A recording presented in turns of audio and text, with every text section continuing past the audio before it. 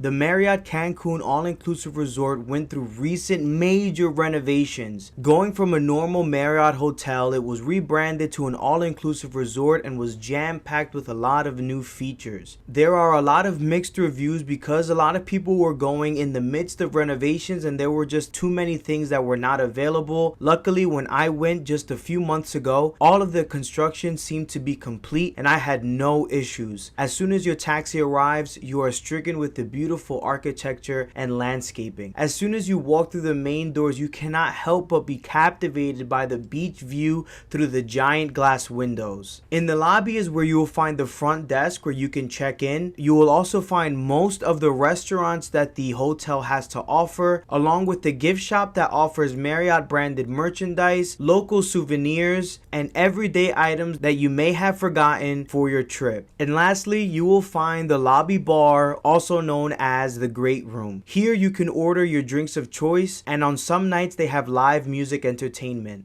To list off the dining options that are included within the lobby, you have the 750 Pizzeria, which is not really a restaurant. It's actually combined with the gift shop. You're able to order pre-made pizza that they can heat up for you. They also have snacks, ice cream, these amazing fruit tarts that I was obsessed with. In the morning, they have more pastries, chocolate croissants, custard-filled croissants. Then later on in the evening, after around lunchtime, the pastries are switched out for pizza. Here you can also order coffee. They also offer smoothies. And next to it, they had a grab and go breakfast, and those are going to be like a bacon, egg, and cheese sandwich. Later on in the day, they offered hamburgers and cheeseburgers that you can just grab and take along with you if you are going on an excursion. The next eatery in the lobby is Moe's Restaurant. So this is going to be your typical American 50s diner style. The menu offered is your classic burgers, shakes, root beer floats. It's a great option if you have some picky eaters. You can go here, order a burger, relax, look outside the window, and call it a day. Another restaurant, and I think the biggest restaurant on site, is the HANA Polynesian Grill. Now this restaurant is ginormous. It's 2 floors. HANA is also where you would go in the mornings to have your breakfast, and they will have more American style offerings, things that you are used to, like a omelet bar, fruit station, pastry station. As I mentioned, HANA is massive, so you're able to enter HANA from outside at the beach area.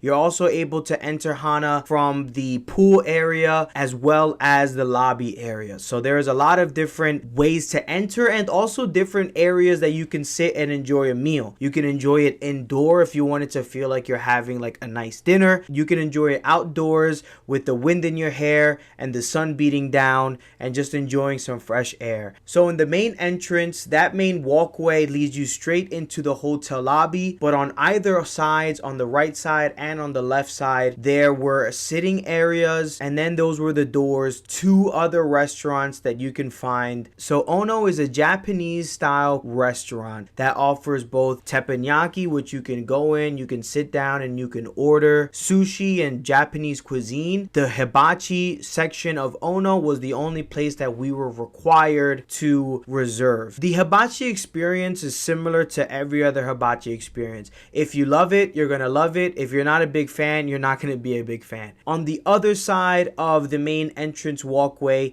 you have what was called Press Start. The restaurant actually had arcade games. You would go in, you can order foods, chicken tenders, empanadas, mozzarella sticks, even cheeseburgers and handhelds, alcoholic drinks and normal drinks, and then you can pay for game credits. It wasn't my cup of tea. I feel like the games should have been included. It kind of felt weird going in, eating food for free, drinking for free, and then having to pay for game credits. A good perk about this area, where all of the other bars closed around 10 or 11, this place was one of the only establishments that were open late, serving drinks until 1 a.m. For the other restaurant that is on site, that is going to be Casa Madre. And that was probably my favorite restaurant during the stay. It is because it was the only Mexican restaurant on site. And so there you were able to go and order typical Mexican food. You had your tacos, quesadillas, rice and beans, and a bunch of different things that you were able to order that was specific to the Mexican cuisine. At Casa Madre, you were also able to go there for breakfast. And that also had the same breakfast offerings at HANA, but with a Mexican twist. So some things you can get there that you couldn't really get at HANA. Casa Madre is entirely covered, but the restaurant is open air. At the pool area, you had two different dining spots. You had the Cevicheria. It was always crisp and fresh, like they just made it to order. Every bite was just crunchy, crisp amazingness, especially sitting outside and enjoying that ocean air. It was just beautiful. There was on the other side of the pool area the pizzeria. I hope you're not expecting anything crazy, but pizza's pizza when you're craving it. By the beach area, so going outside of the pool area, walking down the steps to the beautiful beach that was there. The last dining area that was available during my stay was Sacbe Beach Shack. You are able to order food there, but it'll just be a hassle for the person that was bartending,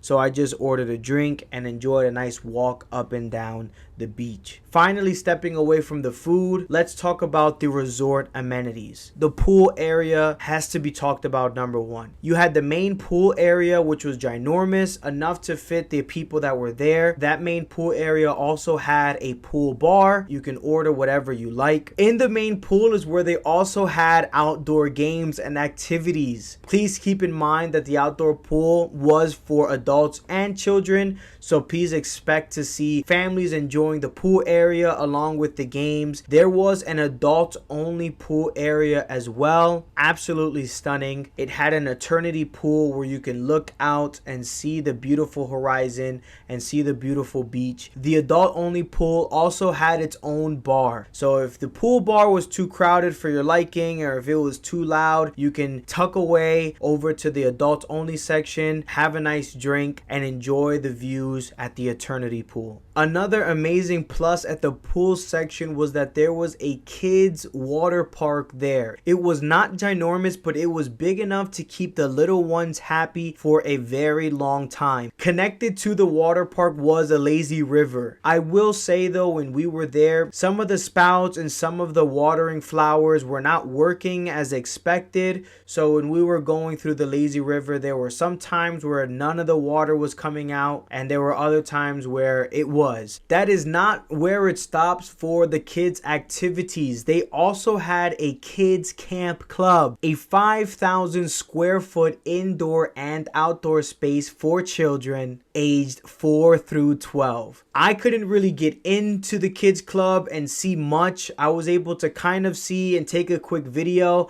but there are a bunch of pictures of the kids camp club online, and it was actually amazing. Heading down from the pool area, there was a private access to the beautiful beach. Now, the waters when I was there were super calm. I had no issues with seaweed. I had no issues with rough waters or rough waves. I was able to just sit out there and relax. It was super serene and an amazing experience. There were cabanas there where you can order a massage if that was what you wanted. You can order the massages at the front desk, or they had a spa kiosk in the lobby where you can order whichever massage you wanted and schedule it for when you wanted it. Another amazing amenity was a fitness center. I've been to many hotels and many resorts, and the gym is always something that isn't really treated with the most attention to detail, just because people are there to eat and drink and no one really wants to work out on vacation besides certain types of people. I'm one of those people, so I genuinely appreciated how amazing the fitness center actually looked. Now let's talk about the accommodations. I stayed in a hotel room with 2 queen beds, a giant balcony, and a nice sized bathroom, and I could not have been happier. The last thing to mention about this hotel, and it was absolutely the star of my stay, the customer service. I cannot begin to tell you how amazing the customer service was here at the Marriott All-Inclusive Resort.